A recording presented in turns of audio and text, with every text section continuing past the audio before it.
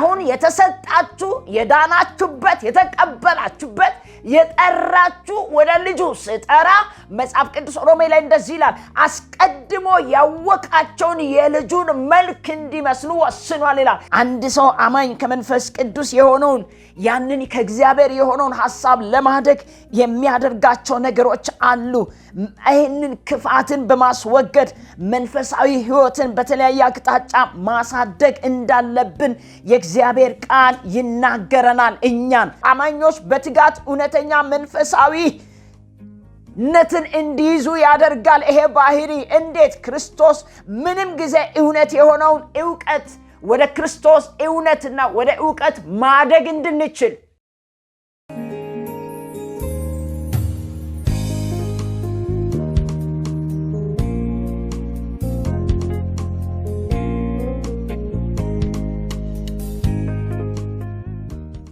ሰላም ለእናንተ ይሁን ቅዱሳን፣ እንዴት ናችሁ?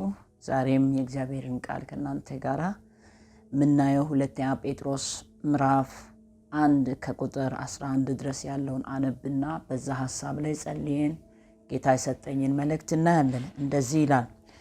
የኢየሱስ ክርስቶስ ባሪያና ሐዋርያ የሆነ ሲሞን ጴጥሮስ በአምላካችንና በመድኃኒታችን በኢየሱስ ክርስቶስ ጽድቅ ካገኘው ጋር የተስተካከለ ክብር እምነት ላገኙት የመለኮቱ ኃይል በገዛ ክብሩና በበጎነት የጠራን በማወቅ ለሕይወትና እግዚአብሔርን ለመምሰል የሚሆነው ነገር ሁሉ ስለሰጠን በእግዚአብሔርና በጌታችን በኢየሱስ ክርስቶስ ዕውቀት ጸጋ ሰላም ይብዛላችሁ። ስለ ክፉ ምኞት በዓለም ካለው ጥፋት አምልጣችሁ ከመለኮቱ ባህሪ ተካፋዮች በተስፋ ቃል እንድትሆኑ በእነዚያም ክብርና በጎነት የተከበረም እጅግ ታላቅ የሆነ ተስፋን ሰጠን። ስለዚህ ምክንያት ትጋትን ሁሉ እያሳያችሁ በእምነታችሁ ላይ በጎነትን ጨምሩ፣ በበጎነት ላይ ዕውቀትን፣ በዕውቀት ላይ ራስን መግዛትን፣ ራስን በመግዛት ላይ መጽናትን፣ በመጽናት ላይ እግዚአብሔርን መምሰል፣ እግዚአብሔርን በመምሰል ላይ የወንድማማቾች መዋደድን፣ በወንድማማቾች መዋደድ ላይ ፍቅርን ጨምሩ። እነዚህ ሁሉ ነገሮች ለእናንተ ሆኖ ቢበዙ በጌታችን በኢየሱስ ክርስቶስ ዕውቀት ሥራ ፈቶችና ፍሬቢሶች እንዳትሆኑ ያደርጋቸዋልና። እነዚህ ነገሮች የሌሉት ዕውር ነውና በቅርብ ያለውን ብቻ ያያል፣ የቀድሞውን ኃጢአት መንጻት ረስቷል። ስለዚህ ወንድሞቼ ሆይ መጠራታችሁና መመረጣችሁን ታጸኑ ዘንድ ከፊት ይልቅ ትጉ። እነዚህን ብታደርጉ ከቶ አትሰናከሉምና። እንዲሁም ወደ ዘላለሙ ወደ ጌታችን ወደ መድኃኒታችን ኢየሱስ ክርስቶስ መንግሥት መግባት በሙላት ይሰጣችኋልና። እኔ ከቁጥር 11 ድረስ አንብቤያለሁ። ሐሳቡ ግን እስከ ቁጥር 21 ድረስ ነው ያለው። እናንተ እዛ ጋር ማየት ትችላላችሁ። በእግዚአብሔር መንፈስ ቅዱስ ቃሉን እንዲያስተምር እንጸልይና ወደ ቃሉ ሐሳብ እንሄዳለን። በሰማይና በምድር ሙሉ ስልጣን ያለህ እግዚአብሔር አምላካችንና አባታችን ሆይ በናዝሬቱ በኢየሱስ ስም ቃል እውነት ነው፣ ዛሬም እውነት ነው፣ ለዘላለምም እውነት ነው። የማይሻር የሚጸና ለዘላለም የሚለውጥን ተለውጦ የማያቅ በዘመናት መካከል ብዙ አይነት አስተምሮች ቃል ብዙ አይነት የተጻፉ ቢለወጡም የማይለወጥ እስትንፋስ እግዚአብሔር የሆነው ቃል ለዘላለም ጸንቶ የሚኖር እኛን የሚቀይር ወደ እውነት ሁሉ የሚመራን የቃልን እውነት በመካከላችን መንፈስ ቅዱስ በኃይል እንድትገልጠው ለኔ ለባሪያ ቃልን ደጅ እንድትከፍት ለሚሰሙ ጸጋ ኃይል እንዲጨመር በኢየሱስ ስም እኔ ጸልያለሁ። ይህ ቃል እያንዳንዱ ሕዝብ ሲሰማ ከዓለም ዳርቻ ለመለወጥና ቆም ብሎ ራስን ወደ ማየት ጌታ ሆይ እንዲገቡ ማስተዋልና ጥበብን ለእያንዳንዳችን እንድትጨምርልን እንጸልያለን በጌታ በኢየሱስ ስም አሜን። ሁለተኛ ጴጥሮስ መጽሐፍ የተጻፈበትን ትልቁ ዓላማ ትንሽ ማየት እንፈልጋለን እና ጴጥሮስ ይሄንን መጽሐፍ አንደኛ ጴጥሮስም እያንዳንዱ መልእክቶች ተመሳሳይ ቢሆኑም ነገር ግን ሁለተኛ ጴጥሮስን የጻፈበት ትልቁ ዓላማ አንደኛ አማኞች በትጋት እውነተኛ መንፈሳዊነት ስለ ክርስቶስ ምንም ጊዜ ዕውቀት የሆነውን ስለ ክርስቶስ ምንም ጊዜ እውነት የሆነውን ዕውቀት እንዲከታተሉ ለማድረግ ለማበረታታት እንዲሁም በታናሹ እስያ በሚገኙ አብያተ ቤተክርስቲያን ውስጥ ሐዋርያዊ እውነትን በመጻረር ወይም በመቃወም የተነሱ ስተተኛ አስተምሮ የሐሰት ነቢያቶችን ትምህርትን አስተማሪዎችን እነዛን ሰርጎ የገቡትን ለማጋለጥና በአጭሩ ለመቅጣት የተጻፈ መጽሐፍ ነው። ጴጥሮስ ይሄን መጽሐፍ ሲጽፍ እውነተኛ አማኞች የሚከተሏቸው ምን አይነት ህይወት መኖር አለባቸው፣ ምን አይነት ህይወት መከተል አለባቸው የሚለውን ሲናገር በአመጽና በስተት ተስቦ እንዳይወድቁ ያስጠነቅቅና እንዲሁም ደግሞ በጌታችን በአዳኛችን በክርስቶስ ጸጋና ዕውቀት ይደጉ ብሎ ይናገራል። ይሄን ቃል ሲናገር ትንሽ አንድ ነገር ልናገር ፈልጋለሁ። አንድ ሰው በእግዚአብሔር ቤት ሆኖ እያለ ማደግ የሚገቡ ሐሳቦች አሉ።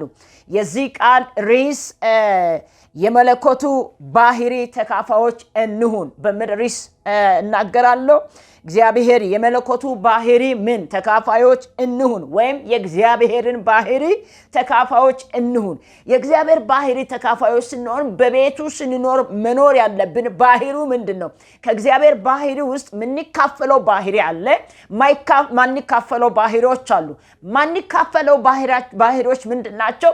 ኤልሻዳይነቱን አንካፈልም። ለምን? እኛ ሁሉ ስለማንችል። እንደገና የጌትነቱን ታላቅነቱን አዶናይ ኤልሻዳይ ሁሉን ቻይ እነዚህ ባህሪዎችን አንካፈልም። ነገር ግን ይቅርባይነት እያንዳንዱ ከዚህ በኋላ ምንካፈላቸው ባህሪዎችን አማኞች ክርስቶስን ካወቁ በኋላ ኢየሱስን የሕይወታቸው መድኃኒት አድርጎ በቤቱ ሲኖሩ ዕለት መጨመር ያለብን ማፍራት ያለብን ማደግ ያለብን አስተዳደግ አለ። እድገታችን የተንሻፈፈ እንዳይሆን አንድ ታሪክ ልናገር ፈልጋለሁ። አንድ ሰው የእግዚአብሔርን ቤት የሚወድ ጌታን የሚወድ አንድ ጊዜ አንዲት ቤተክርስቲያን ለሽማግሌ ሆኖ የተሾመ ካነበብኩት መጽሐፍ ነው፣ ከሌላ መጽሐፍ ያነበብኩት ነው የምናገረው እና ተሾሞ እያገለገለ እግዚአብሔርን በእግዚአብሔር ቤት ውስጥ ቆየ። ድንገት የእግዚአብሔር ቤት ውስጥ ከመቆየቱ የተነሳ ለመደ። ይሄ መልመድ የሚባል ሽማግሌ ነው።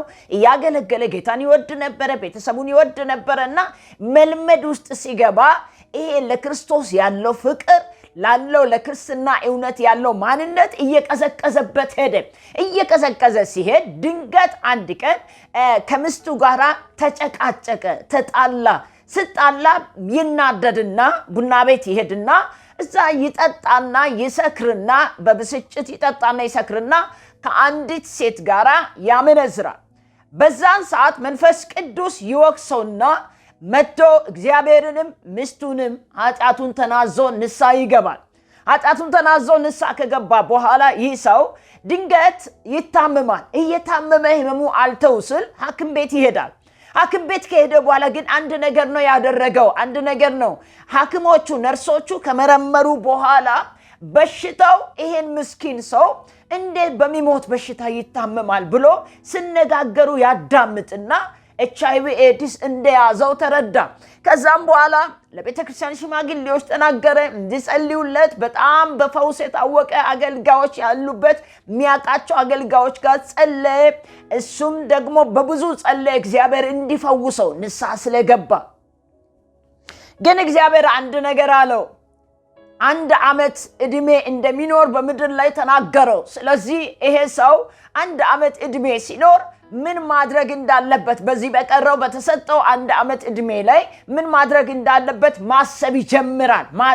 ምንድነው ማሰብ የጀመረው? አሁን እሱ በጌታ ነው። ጌታ በንስሐ ተመልሷል። ሕይወቱን በእግዚአብሔር ፊት አስተካክሎ እግዚአብሔርንም ሚስቱንም ይቅርታ ጠይቋል። ለቤተክርስቲያን ተናግሯል።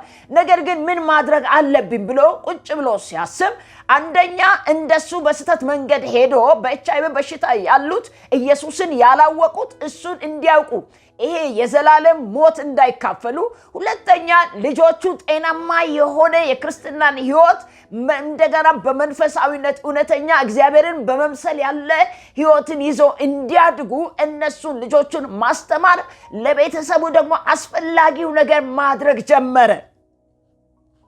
ማድረግ ጀመረ። ስለዚህ ይሄን ነገር እያደረገ ላገኘበት የእግዚአብሔርን ሐሳብ ይሄ መለኮታዊ ባህሪ ተካፋይ የሆነበት ማንነትን በሕይወቱ ላይ ስላላየ ይሄን ነገር እያደረገ ልጆችንም እያስተማረ ሌሎችንም እያጠናከረ በመንፈሳዊ ሕይወት እስከሚሞት ድረስ ማድረግ ያለበትን ማድረግ ጀመረ።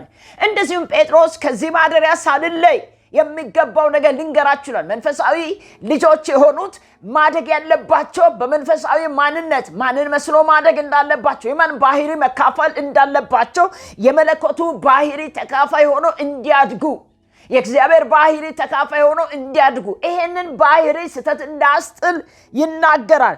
ስለዚህ እግዚአብሔር መለኮታዊ ባህሪ ለመምሰል ወይ ለማደግ ምን ያስፈልጋል የሚሉ ሐሳቦችን ጴጥሮስ ሲናገር መለኮታዊ ባህሪ ዓላማው ምንድነው? የመለኮታዊ ባህሪ ዓላማው ምንድነው?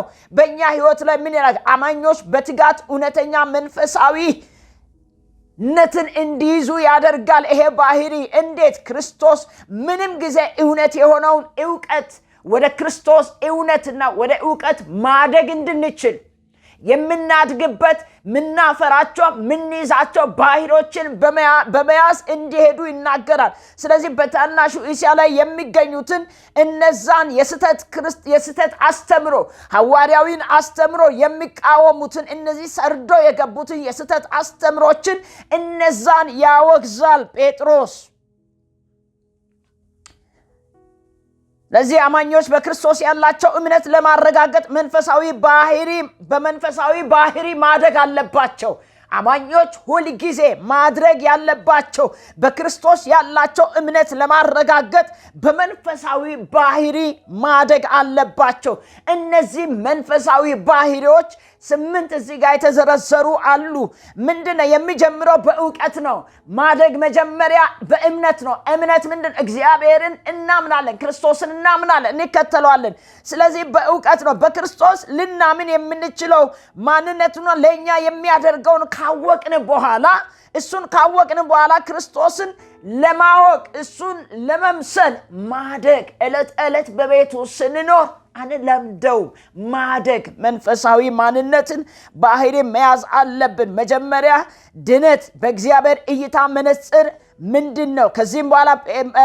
ከዚያም በክርስቶስ ካመን በኋላ የተሰጠን ስጦታዎችን ይዘረዝርና እግዚአብሔር እርሱን በሚያከብር መንገድ ለመኖር የሚያስፈልጉ እግዚአብሔርን ለማክበር እግዚአብሔርን ደስ የሚያሰኝ ማንነትና ሕይወት ለመኖር የሚያስፈልጉ ነገሮች ለኛ ለማስተላለፍ መለኮታዊ ኃይል ይጠቀማል። እነዛ ባህሪዎች ምን? አንደኛ እግዚአብሔር መለኮታዊ ባህሪ ለመስጠት እሱን እንድንመስል ያደርጋል።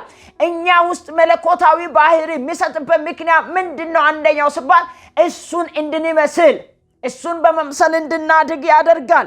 ስለዚህ ለክፉ ምኞት በዓለም ካለው ነገር ነፃ ወጥተን እግዚአብሔርን ከእንግዲህ ኃጢአትን ማድረግ የኃጢአት ባሪያ እስረኞች አይደለንም። ከኃጢአት እስራት ከኃጢአት ባርነት ነፃ ወጥተናል። ስለዚህ መለኮታዊ ባህሪ ተካፋዮች ሆነናል። በማን? በክርስቶስ በማመን። ነገር ግን ከክፉ ምኞት ተመልሰን እግዚአብሔርን ለማገልገል ነፃ ወጥተናል። ይሄ ነፃ የወጣ ማንነትን ሁሉ ጊዜ እግዚአብሔርን እንድንመስል ምን ይሆናል? እኛ በሕይወታችን ማድረግ ያለብን ነገር የእግዚአብሔር ቃል ሲናገር ምን ይላል? መንፈሳዊ ባህሪ በብዙ በተለያዩ ነገሮችን ጴጥሮስ ሲናገር ምን ይላል መሰላችሁ? ጴጥሮስ የዚህ ሰንሰለት የተለያዩ መገጣጠሚያዎች እርስ በራስ ተያይዘው ውበት እንደሚኖራቸው ባህሪ ማደግ ያለብን መጨመር ያለብን ማብዛት ያለብን ነገሮችን በአማኞች ሕይወት ምን መሆን አለባቸው ብሎ ይናገራል። መንፈስ ቅዱስ የእግዚአብሔር ቃል እውነት እንድናደግ ይረዳናል። ሌላው በጣም የሚገርም ነገር ቃሉ ሲናገር ገና እንደዚህ ይላል።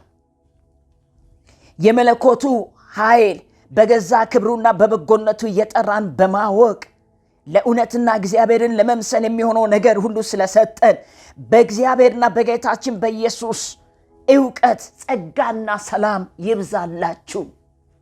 ጸጋና ሰላም ምን ይሁን? ይብዛላችሁ። ለካ ጸጋና ሰላም ራሱ የሚበዛው በሱ ኃይል ነው። አንድ ሰው አማኝ ከመንፈስ ቅዱስ የሆነውን ያንን ከእግዚአብሔር የሆነውን ሐሳብ ለማድረግ የሚያደርጋቸው ነገሮች አሉ። ይህንን ክፋትን በማስወገድ መንፈሳዊ ሕይወትን በተለያየ አቅጣጫ ማሳደግ እንዳለብን የእግዚአብሔር ቃል ይናገረናል እኛን። ስለዚህ ምን መሆን አለብን?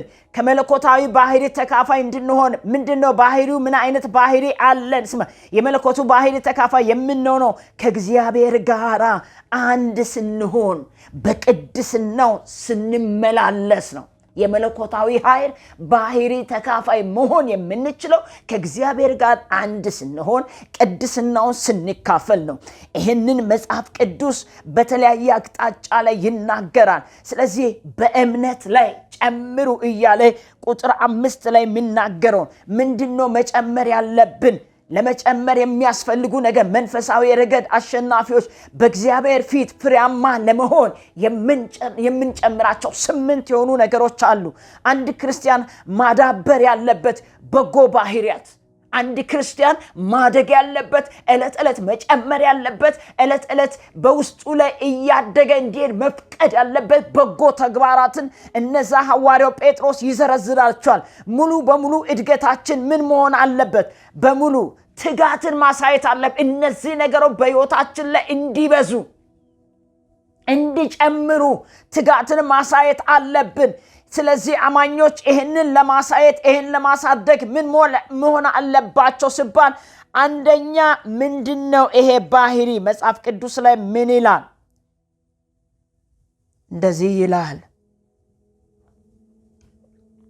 እንደዚህ ይላል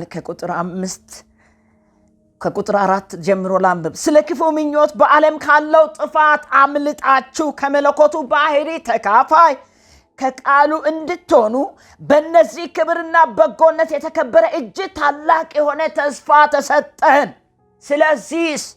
ስለዚህ ምክንያት ትጋትን ሁሉ እያሳያችሁ አሁን የተሰጣችሁ የዳናችሁበት የተቀበላችሁበት የጠራችሁ ወደ ልጁ ስጠራ መጽሐፍ ቅዱስ ሮሜ ላይ እንደዚህ ይላል፣ አስቀድሞ ያወቃቸውን የልጁን መልክ እንዲመስሉ ወስኗል ይላል። ስለዚህ የጠራችሁ እሱ ምንድነው? ትጋትን ሁሉ እያሳያችሁ አንደኛ በእምነት ላይ በጎነትን ጨምሩ ይላል። አንድ አማኝ አደኩ ተለወጥኩ ካለ በጎ ባህሪ ሊኖረው ይገባል። የመንፈስ ቅዱስ ፍሬዎችን ገላትያ ምዕራፍ 5 ላይ ይዘረዝራል። በጎ ባህሪ መሆን አለ። ሁል ጊዜ በጎ ህሊና፣ በጎነት፣ መልካም ማድረግ። ይሄንን ደግሞ ከማን ተምረናል? የክርስቶስ ባህሪ ነው። ይሄ በእምነት ላይ ምንን ጨምሩ? መጀመሪያ አንድ ሰው በጎነትን ለመጨመር ማመን አለበት። ካመነ በኋላ በእምነት ላይ ምን መጨመር? በጎነትን ጨምሩ ካለ በኋላ በበጎነት ላይ ዕውቀትን። ምን አይነት ዕውቀት? የምድራዊ ዕውቀት ነው አይደለም። እግዚአብሔርን የሚመስል ዕውቀት፣ በእግዚአብሔር ቃል ያልተጣመመ ትክክለኛ የሆነ እድገት እንድናድግ የሚያደርገውን ዕውቀት፣ የመንፈስ ቅዱስ ዕውቀት፣ የቃሉን ዕውቀት በጎነት ላይ ይህንን ነው ዕውቀትን። በዕውቀት ላይ ደግሞ ራስን መግዛት፣ ራስ እንዳንገዛ የሚያደርጉ ማንነትን እነዛን ማስወገድ እግዚአብሔርን እንዳንመስል ያደርጋል። የመለኮቱ ባህሪ እንዳንመስል ያደርጋል። ተካፋዮች እንድንሆን አያደርገንም። ይሄ የመለኮቱ ባህሪ ተካፋዮች እንድንሆን እነዚህ ነገሮች አያደርጉም። ራስን በመግዛት ላይ መጽናት። እንዴት? በፈተና መጽናት። በሚእዚጋ በፈተና ውስጥ እያለፉ ያሉ በስተት አስተምሮ በተለያየ አቅጣጫ እየተናወጡ ያሉ ለመንፈሳዊ ልጆች ነው ሐዋርያው አጥብቆ የሚናገረው። መጽናት ያስፈልጋል። ራስን በመግዛት ውስጥ ምን ይመጣል? መጽናት ይመጣል። በመጽናት ላይ እግዚአብሔርን መምሰል። እግዚአብሔርን መምሰል ሕይወት ያለው ሰው ደግሞ ምን አለው ሲባል ቁጥር 6 ላይ ምን ይላል መሰላችሁ? እግዚአብሔርን በመምሰል ሕይወት ውስጥ ምን አለ ሲባል ቁጥር 7 ላይ እንዲህ ይላል፣ እግዚአብሔርን በመምሰል የወንድማማቾች መዋደድ አለ። አንድ ሰው ወንድማማ መዋደድ ከሌለ፣ አንዱ ከአንዱ ጋር ይሄ አፍ ያልሆነ ተግባራዊ የሆነ ፍቅር ከሌለ እውነተኛ የሆነ ፍቅር ከሌለ መዋደድ የለም። ወንድማማቾች መዋደድ ላይ ፍቅርን ጨምሩ የሁሉ ማሰሪያው ይላል ይሄን ሐዋርያው ጳውሎስ ሲናገር ቆሮንቶስ ላይ። ስለዚህ በፍቅር ላይ ደግሞ ምንን ጨምሩ ይላል? እነዚህ ነገሮች ለእናንተ ሆኖ ቢበዙ፣ እነዚህ ከላይ የተዘረዘሩ ማንነት፣ ከላይ የተዘረዘረው የመለኮታዊ ባህሪ፣ የእግዚአብሔር ባህሪ ለእናንተ ሆኖ ቢበዙ፣ እነዚህ ነገሮች ሆኖ ቢበዙ፣ ለእናንተ ቢበዙ በጌታችን በኢየሱስ ክርስቶስ ዕውቀትና ስራ ፈቶችና ፍሬ ቢሶች እንዳትሆኑ ያደርጋል። ይውላ ይሄ ነገር የሌለ ሰው፣ ይሄ ነገር የሌለው አማኝ ስራ ፈት ነው፣ ፍሬ ቢስ ነው፣ ዕውቀት የለውም። ለዛ ነው ሕዝቤ ዕውቀት ከማጣት የተነሳ ምኖር ጠፍቷል ይላል በሌላ ቦታ ላይ ብሉይ ኪዳን ላይ። ስለዚህ ዕውቀት ከሌለ እነዚህ ነገር ለእናንተ ምን ይብዙ፣ መጨመር፣ ማደግ።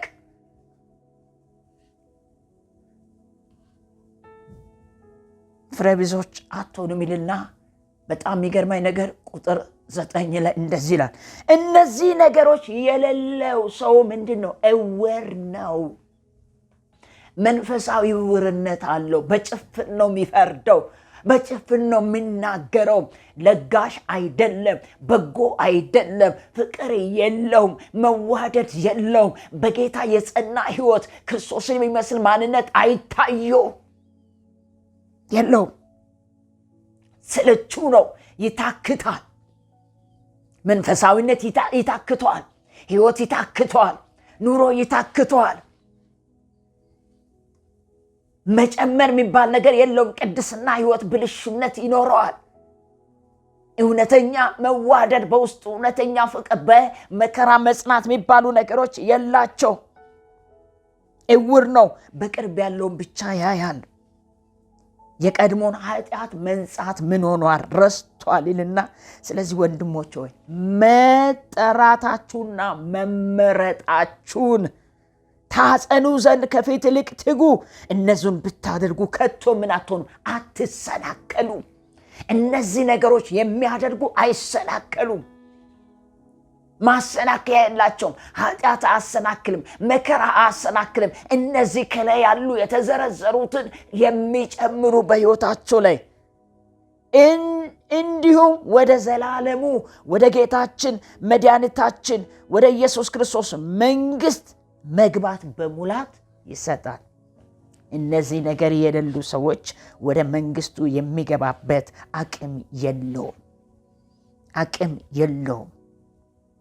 ስለዚህ ወገኖቼ ሕይወት ድግግሞሽ ይሆናል። ለመማር ስልቹ ይሆናል። ለመጸለይ ስልቹ ይሆናል። በመንፈሳዊ ዕውቀት ለማደግ ስልቹ ይሆናል። እንደገና ደግሞ ታውቃላችሁ ለአማኞች ቀደም ሲል የተሰጣቸው እውነት ተደጋጋሚ መጨመር ያለበት ፍሬያማነትን መጨመር ያቅቷል። አማኞች በፍጹም በማይለወጥ የመጽሐፍ ቅዱስ እውነት ካላወቁ፣ አጥብቆ በዛ ካልተያዙ ሕይወታቸው ውዝግብ የተሞላ ይሆናል። በእግዚአብሔር ቃል በመጽሐፍ ቅዱስ እውነት ላይ መሰረት ላይ ሁልጊዜ አማኞች ጸንቶ ቆሙ እነዚህ ባህሪያትን ዕለት ዕለት ለመጨመር ማይተጉ ከሆነ ሕይወታቸው በውዝግብ የተሞላ ይሆናል። እንደ አሸዋ ላይ እንደተመሰረተ ቤት። ወገኖቼ ስለዚህ እውነት የሆነውና ያልሆነውን እንዴት ማወቅ እንችላለን? በየጊዜው የተለያዩ ትምህርቶች ይመጣሉ። በምድሪቱ ላይ እነዚህ ነገሮች በጣም በዝቷል። ከእግዚአብሔር መሆኑና ያለ መሆኑን እንዴት ነው ማጣራት ምንችለው? የጴጥሮስ ዘመን ታውቃላችሁ፣ በብልሃት የተፈጠሩ ተረቶች ነበሩ። የተሳሳቱ ትምህርቶች ነበሩ።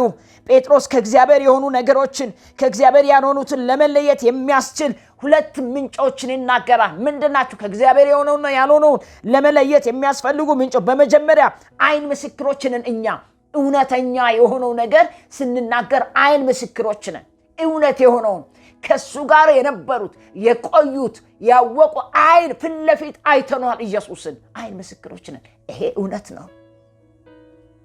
ስለዚህ አይን ምስክሮች ይጠቅሳል። ይህን ስለ ራሱና ሌላ ሐዋርያቶችን ይናገራል። ደግሞ ጴጥሮስ ሌላው ደግሞ በተራራው ላይ ሲገለጥ የሚወደው ልጄ እርሱ ነውና እርሱን ስሙ ሲባል ነበርን። ስለዚህ እውነትና እውነት ያልሆነው ማረጋገጫ ይኸው እውነተኛ የሆነው ምስክር አይን ምስክሮች ነን ይላል። ሌላው ደግሞ